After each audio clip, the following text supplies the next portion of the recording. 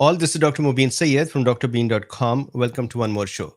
So in the US, the third leading cause of death, cancer-related death, or third leading cause of death is colorectal cancer.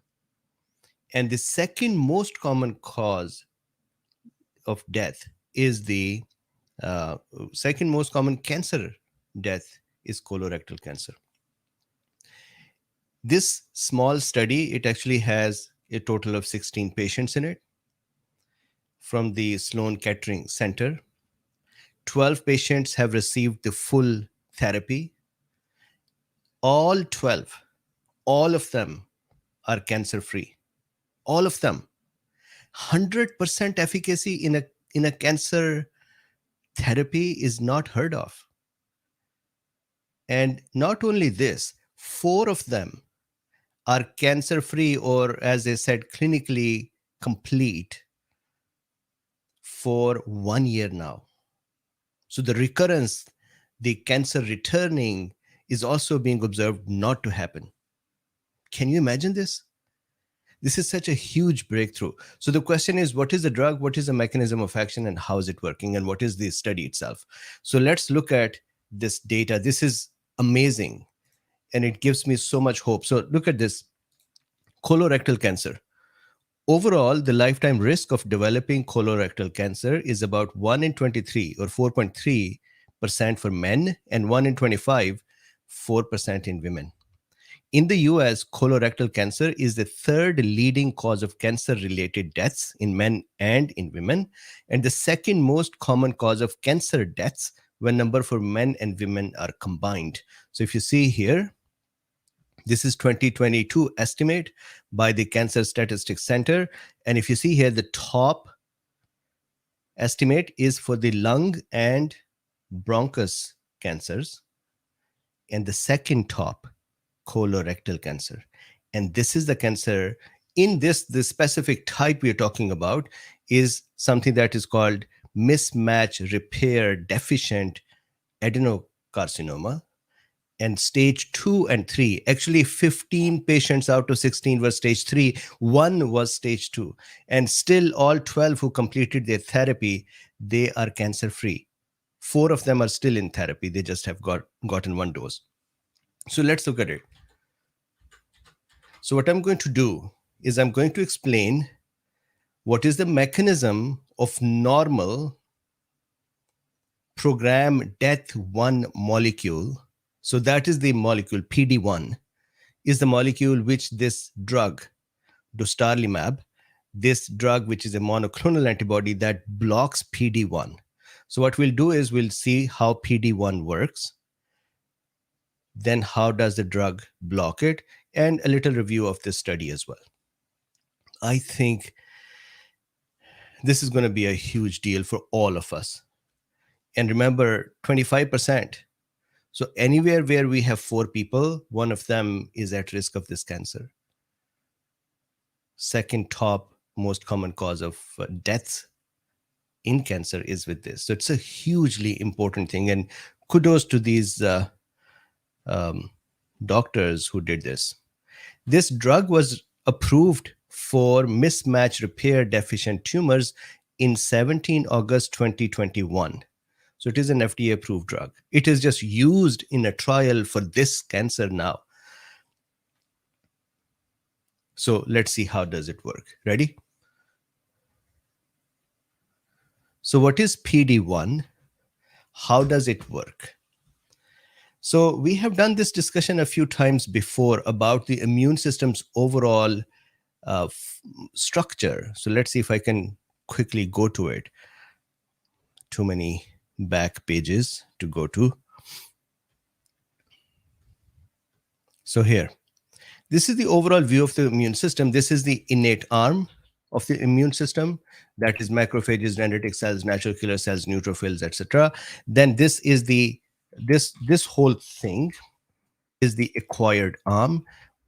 Within the acquired arm, there are helper T cells. Then there is cytotoxic T cell, which is called the effector cell as well. It would kill the cancer cells or it will kill the infected cells. Then there are regulatory cells. Regulatory cells are anti-inflammatory. Their function is to stop the war. They are the ones who are culprits. So what happens is the cancers actually cause the regulatory cells to become more active, and the effector cells, the one who are warring, the one who are fighting, the cancers try to have the fighting cells not being active. So the result is these cancer cells can live for a longer time. Then here are the B cells. Now remember this PD-1, the molecule that we're going to talk about today. It is expressed on B cells. It is expressed on helper T cells. It is expressed on cytotoxic T cells. It is expressed on T regulatory cells, and some of the innate arm cells also express that. So with this view, let's go back to the discussion to see how PD-1 work.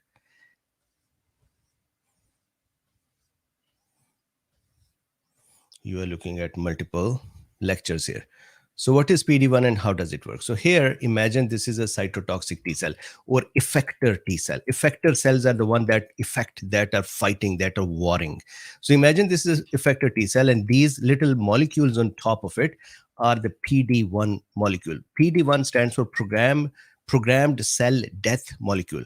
Why is it called this? When this molecule was observed, at that time, these cells were dying as well. So they thought this molecule is causing them to die. Although now it is clear that not only this molecule can cause the cells to die, but it can actually regulate or change their functions as well. So it's not just the death molecule. Now it is expressed primarily more in density on CD8 positive cells or cytotoxic lymphocytes or acquired arms effector T cells. This is very important. Why? Because the cytotoxic T cells function is to go and kill the cancer-ridden cells. Natural killer cells do that too, and cytotoxic T cells do that too. Imagine if the cytotoxic T cells are not functioning correctly, or the natural killer cells are not functioning correctly, this cancer would just keep thriving. And that is what cancer cells try to do. They try to turn off the cytotoxic T cells. How do they turn them off? They activate their PD-1 molecules. When the PD-1 molecules are active, they kill these cells, or they ask these cells to die, or they reduce the functionality of these cells. So cytotoxic T cell. They are also expressed, as I said, on CD4 and others, but the density is less on the other one. Now, how does PD-1 work? So here, imagine this is a normal T cell. It is a helper T cell, or this is a cytotoxic T cell. The only difference is that the helper T cells would mostly work with the antigen presenting cells, that is the macrophages or the dendritic cells. On the other hand, cytotoxic T cells would mostly work on this side with another cell, maybe a cancer cell or an infected cell with the virus, bacteria, fungus. But this is important to keep in mind. What happens is that when there is a antigen presenting cell, let's use macrophage as an example, or a dendritic cell, here it is presenting the antigen. Let's say it's a cancer antigen. It is a T helper cell, and that is connecting with it through T cell receptor. It is connecting with the macrophage. And as we have done this discussion before, the cells do not, once they connect here, that is not sufficient for the T cells to become active. T cells need verification, confirmation that should I become active? And for that, should I become active, they need co-stimulation. Co-stimulation is done, for example, over here, if you see, this is a CD28 molecule. Imagine this is multiple hands that are shaking with each other on these two cells. This is CD28 that connects with B7, and that is called co-stimulation. Then there is co-stimulation of various chemical molecules as well. We've been discussing this for a long time. Now that activates the T cell, And the T cell would then go and activate the B cells or the cytotoxic T cell, and the effect would start. So this is a good thing. However, the role of PD-1 is, so now this is a delicate point here, so stay with me. Imagine when a T cell becomes exposed to an antigen, and the T cell starts growing PD-1 on its surface. It's like if you see an animal who's starting to war, all of its the feathers and hair, they stand on their ends. So this cell is about to become activated. It has become antigen exposed, and what it does is, on its surface, it starts expressing PD-1 molecule, programmed death 1 molecule. And why does it do that? Because the function of the PD-1 is to actually stop the cell from being active. Why does the cell then expresses that? It expresses that to tell the immune system that I'm about to go to a war. I'm going to wreak havoc. I'm going to be causing destruction. So here is a break for you to apply if you want me to stop. This is like it is telling the immune system cells, I'm going to go cause destruction. You want me to stop? Here is the little thing to pull, and I'll stop. It's a break. So it starts expressing PD-1 on its surface. If this PD-1 actually becomes stimulated by something that is called PD-1 ligand, or PD ligand 1 and 2. Ligand simply means something that can bind with the receptor. So if PD-1 is the receptor, the thing that can bind with PD-1 will be called PD-1 ligand. So this macrophage or dendritic cell I'm not saying always will, it could express PDL1 or PDL2. If that happens, and if this connection occurs, and this cell will not be active, it would actually probably die, or at least it would reduce its function. So if we don't understand this one little concept, then we cannot understand the rest. So once again, when the cell, a T cell, an effector cell becomes antigen exposed, this effector cell is going to become active, but it also puts on its brakes and exposes them outside. These are PD-1 molecules. It says to the rest of the immune system that if you want to stop, if you want me to stop, just pull PD-1. And if you did that, if you just stimulated or bound to that receptor, then I would stop. So now cells can decide if they want to stop, then PD-1, PDL1 and L2 would appear. So how does this really work? What happens is, let's say I got infected with some virus today. My antigen presenting cells presented that virus antigen to the T cell. Or let's say there is colorectal cancer, and the piece of cancer is shown to the T cell. The T cell is about to become active. It is starting to express PD-1 now. And when the macrophages and dendritic cells will be there in the war for some days, they would slowly start expressing PDL1 and L2, which would now start slowing down the T cells and the cytotoxic T cell. Now, cancer cells, some cancer cells express a very high density of PDL1s and L2. Cancer cells know that if we pulled the PD-1 lever, or if we stimulated the PD-1 receptor on cytotoxic T cells, helper cells, B cells, we can turn them off. So cancer cells are laden with PDL1 and L2. Some of the cancer cells, not all. Especially these mismatch repair cancer cells, mismatch repair deficient cancer cells, have a lot of PDL1 and PDL2. So they can actually quiet down the immune system while they're thriving and trying to kill the person. Well, they're not trying to kill they're just trying to grow, correct? Now, this PD-1, for a little more technicality here, PD-1 molecule is a protein which is the immunoglobulin class protein. It is actually the outside of the cell, the part that, just imagine if I am a cell and the arm is outside of the cell part of the PD1, that outside of the cell part is called IgV, immunoglobulin V. So in technical terms, we'll say ectodomain of the PD1 is immunoglobulin V. Now, question, how does activation of PD1 cause the cell to stop? Now, we are doing this normal. This is what cancer cells do to turn off the immune system. Then we'll see how the drug turn this mechanism off. So right now we are seeing how the normal attack occurs. So check this out.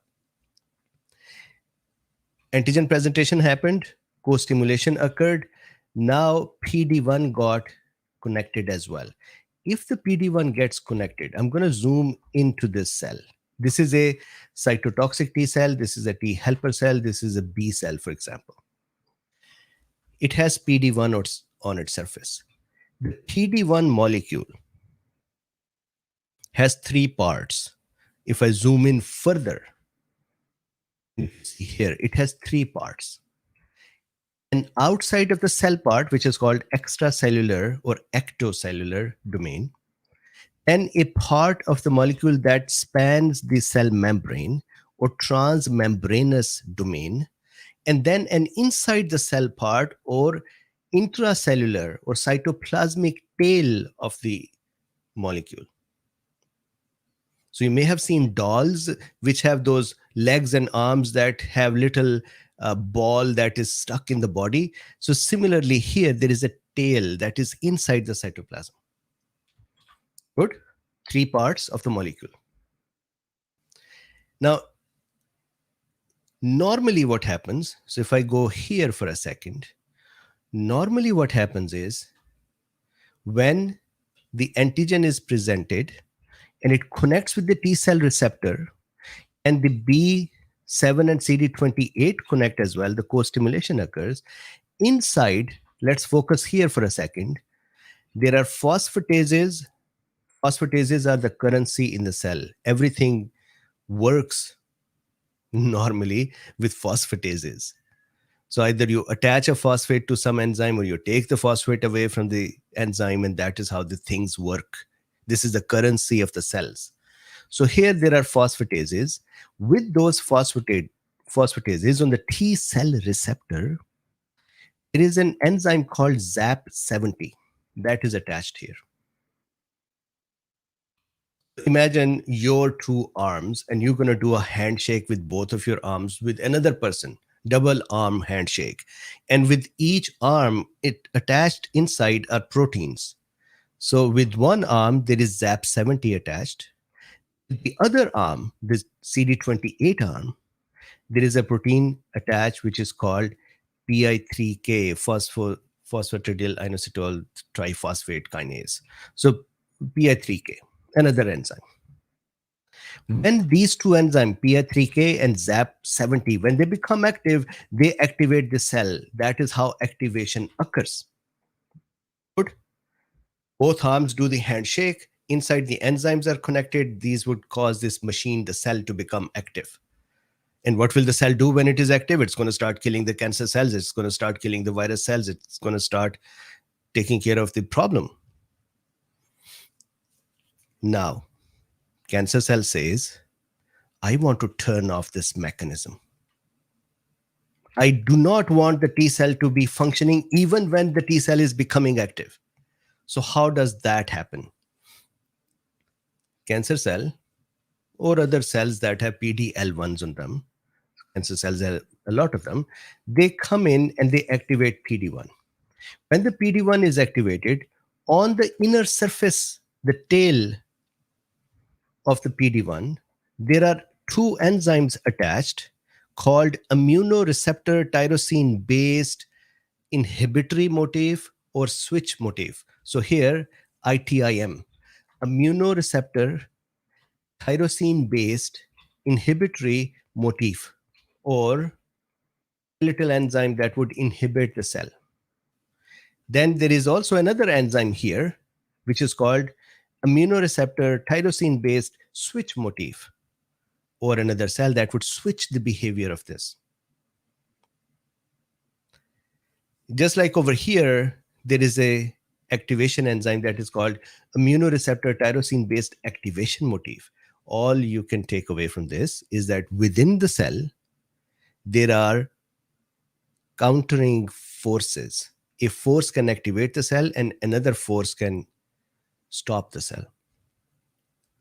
So when PD-1 is activated, that activates the ITIM and ITSM, which in turn get phosphorylated, which in turn cause another enzyme called SHP2. Sometimes there is an SHP1 as well. But anyways, there's an enzyme called SHP2 that becomes active. When the SHP2 becomes active, this enzyme stops the other activation. And we have a problem. When this SHP2 becomes active and it stops the PI3K and it stops the ZAP70, this T cell is now going to die, or at least it's not going to work correctly. So, in theory, this mechanism is actually useful to control the inflammation in response to viruses and bacteria or fungi. Otherwise, we'll end up in chronic inflammation. We'll end up in continuous problem with the inflammatory system. So normally, to turn off the inflammatory system, PD-1 molecules are activated, which will cause the effector T cells to die and regulatory T cells to thrive more. Regulatory T cell in turn also suppress the immune system. This is how immune system is switched off.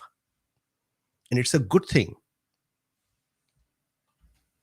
However,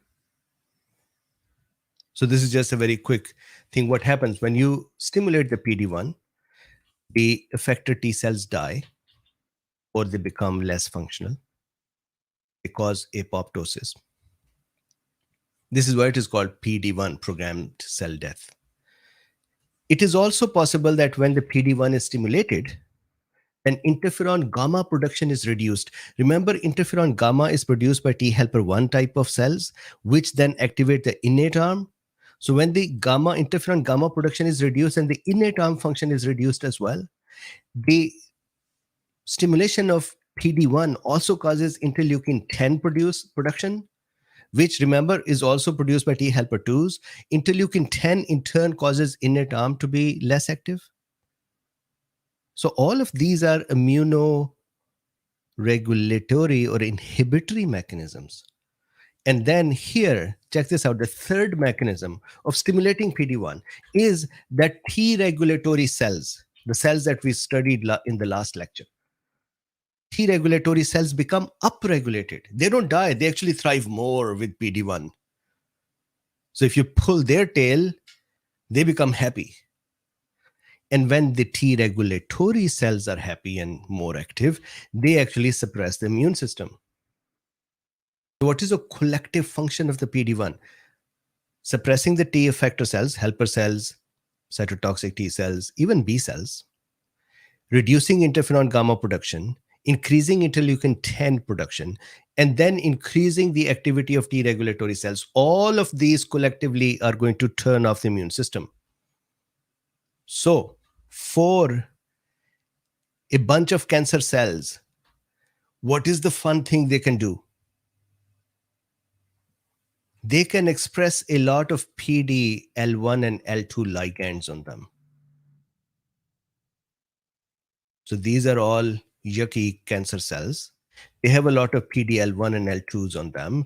That causes the T cell that are coming in contact with them, they would cause a PD-1 to be activated, which will cause a cell to die or reduce a function. So here is a cell lying down saying, oh man, dude, did they give us the party drugs? So in this process, what is the cancer cells doing? What are they doing? They are causing the immune system to be turned off. Why? How are they? So hold on to this one thought. How are they causing it to be turned off? The cancer cells have PDL1 on them. PDL1 is connecting with PD1. This connection is causing the problem. What do you think? If we put something in between these and stop this connection from occurring, and PD1 will not be stimulated, and the normal reaction of the effector cells would occur, which would wipe out the cancer cells.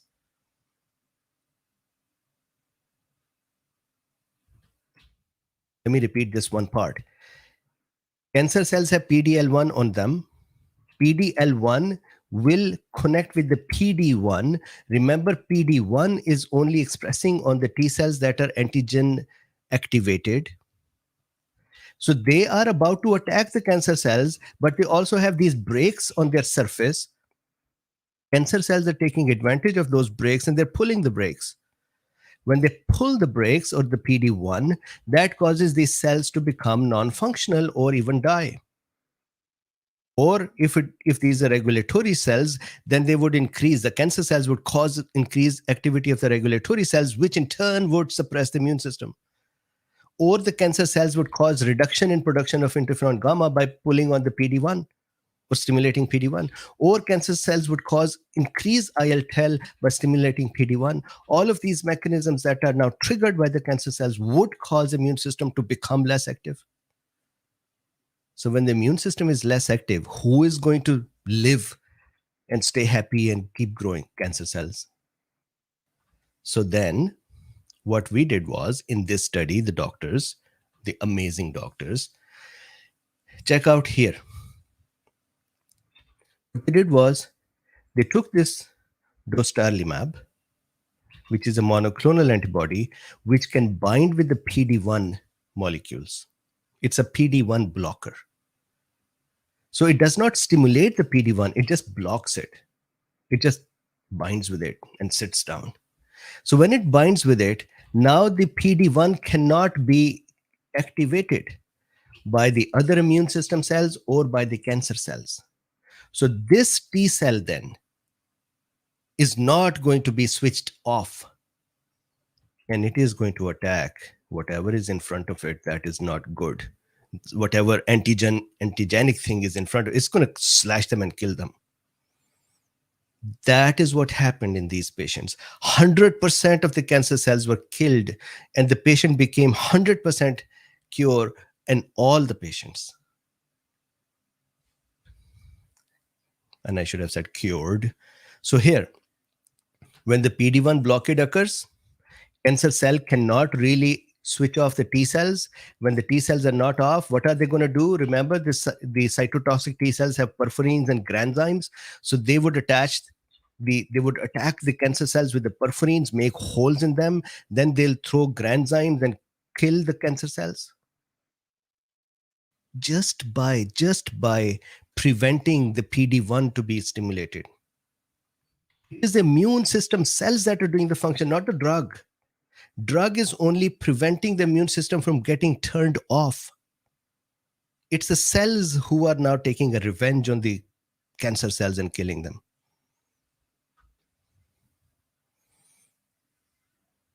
So this study, very quickly now, we are done with the basic PD1 function and how the Dostarlimab works. Very quickly, the study had 16 patients.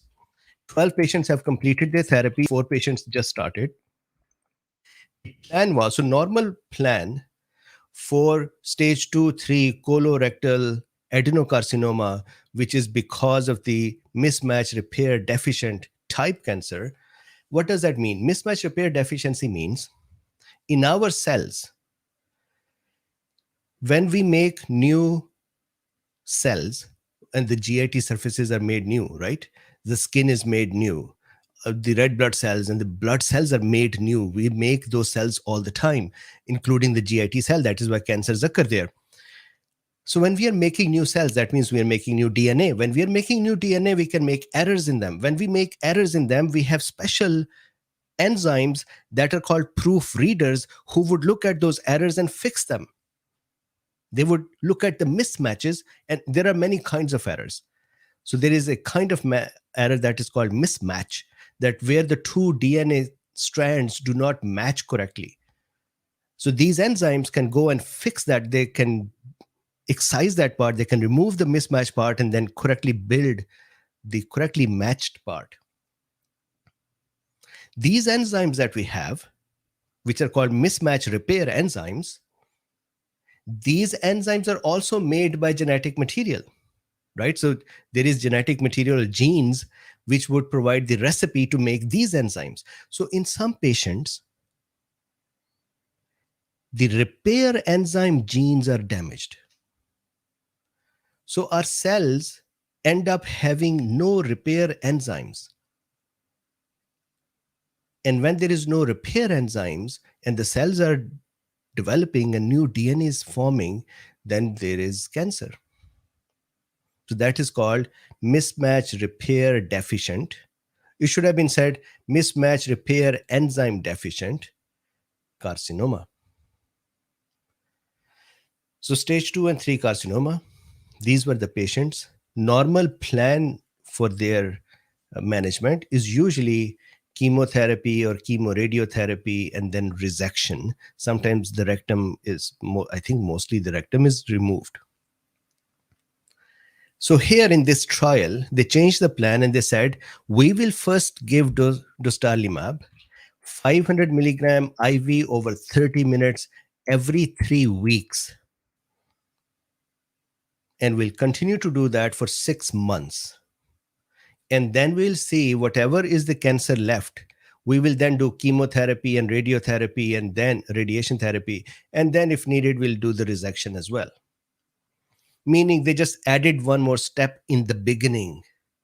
They were hoping better results by adding this as well. They were not thinking that this would actually just eliminate the cancer and you don't have to go to the radio chemotherapy and resection. They were, I was listening to her interview, Dr. Sersek, the one who is the lead for this one. And she said, this is what the cancer doctors' dreams are made of. 100% efficacy. They didn't have to go for chemotherapy. They didn't have to do radiotherapy. They didn't have to do surgery. This drug just removed everything. Awesome. So, what were their endpoints in the study? One endpoint is sustained clinical complete response 12 months after completion of Dostarlimab. So there are 4 patients who actually have 12 months after the Dostarlimab and they're still clinically complete, or I would say cancer-free. And so then they had some other endpoints as well. Or pathological completeness, where they'll give the drug and they'll do radiation and the chemo and the resection. So they said, whichever way, will the patient become completely recovered? And they were stunned, my word, stunned, that they, just with the drug, they had the recovery. 16 patients enrolled, 12 have gotten full treatment, all of them are fully complete, and 4 still going on. Median age was 54 years, range is 26 years to 78 years, 62% were women. The presenting complaints, the issues they had, bleeding before the chemotherapy. I mean, why did they know that, hey, I have some problem? They had 88% patients had bleeding per rectum. Then 31% had the complaint of constipation. That is usually because there is a mass in the rectum and the stools cannot be passed correctly, so they feel they have constipation. Abdominal pain, 25%. 15 patients were stage 3, 1 patient was stage 2. Efficacy, 100%. So they still have 95% confidence interval, which is 74 to 100, but 100% efficacy. 4 patients for 1 year, clinically complete. Rapid response, 81% of the patients started having no symptoms or symptom resolution within 9 weeks. They were getting the drug every 3 weeks. So 9 weeks is three courses. But within 9 weeks means 2 complete courses. They haven't probably gotten the third one yet, and they're feeling better. What a magic, what a beauty. These are the doctors one should go and shake their hand and thank them. Safety. Adverse events of any grade occurred, and my mouse is somehow not working. So, adverse events of any grade occurred in 12 of the 16 patients, 75%, 48 to 92. No adverse events of grade 3 or higher were reported. The most common adverse events of grade 1 or 2 included rash, dermatitis, 31%, pruritus, the itching, 25%, fatigue, 25%, and nausea, 19%. Thyroid function abnormalities occurred in one patient, 6%. That's it. So I was listening to her interview. I'm going to try if she can join us as well. She said almost no side effects, which would bother the patient's lifestyle. And she said normally when we do chemo or radiation, the patient has a lot of side effects, especially for the colorectal, because that is an essential part of the body where the fecal matter has to traverse and go out. And here they're taking IV 500 milligram every 3 weeks, and they're just going about their business. And within 9 weeks, 81% of the patients are symptom free. These are beautiful things. So I wanted to then very quickly show you this. So this is there are 4 patients here and 2 doctors here. So from the left to right, Sasha Roth, this individual, she is a patient. Dr. Luis Diaz, he is the doctor. Imtiaz Hussain is a patient. Dr. Andrea Sersek, she is the contact person as well, and I'll believe the lead for this as well. So she is this person. Avery Holmes, and then Nisha Varuga is here. And so if you see here, this is one of the patients. If you see here, this person, Imtiaz Hussain, says, takes a selfie with the MSK medical oncologist, Andrea Sersek. He says that when he was told the immunotherapy was successful, the first thing I did was call my mom. We both cried, of course. And here, members of this team. Can you imagine this? We all cool beans should go and say them thank you for their work. So in the discussion today, we covered 2 important things. One, we covered the PD-1 and how extra usage of PD-1 can actually lead to immune cells not working correctly or not working sufficiently, and regulatory cells working more, resulting in chronic inflammations. So this is a part of chronic inflammation. Plus, this allows the cancers to thrive. And those cancers that have learned to pull on PD-1, they become even more successful. And then here is a drug, small study, 100% cancer disappearance in 100% of the patients. You may not have seen such results before.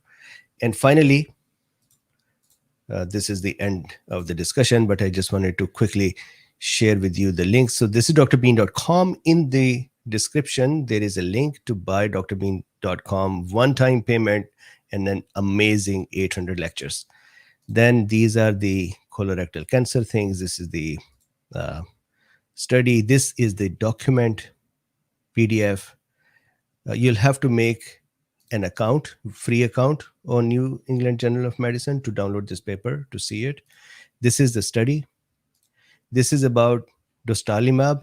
Most of the pharmacology books do not have this drug in them because it was just approved in 2021 August.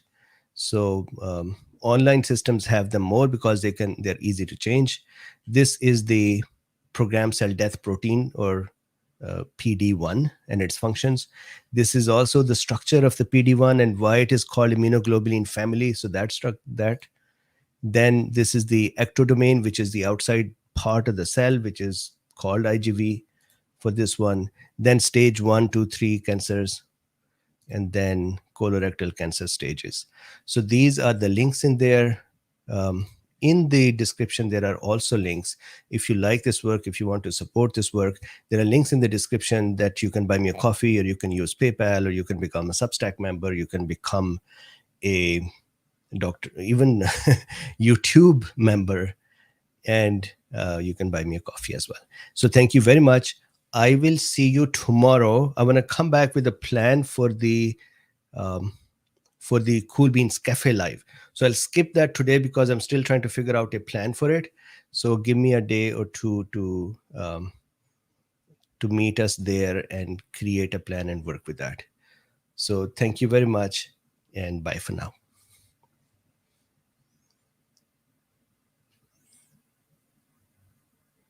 So Tracy, very quickly, 4 of them are now being followed up for a year after their therapy, and they're still free. What a beautiful thing. So the drug name is Dostarlimab, and the links are in the description of this video. Normally what happens is that when it is a live video, when I turn the live off, then YouTube takes about a couple of hours to redo whatever, and then all the descriptions and comments would reappear. They may disappear for an hour or so. So I hope PressTube that answers that.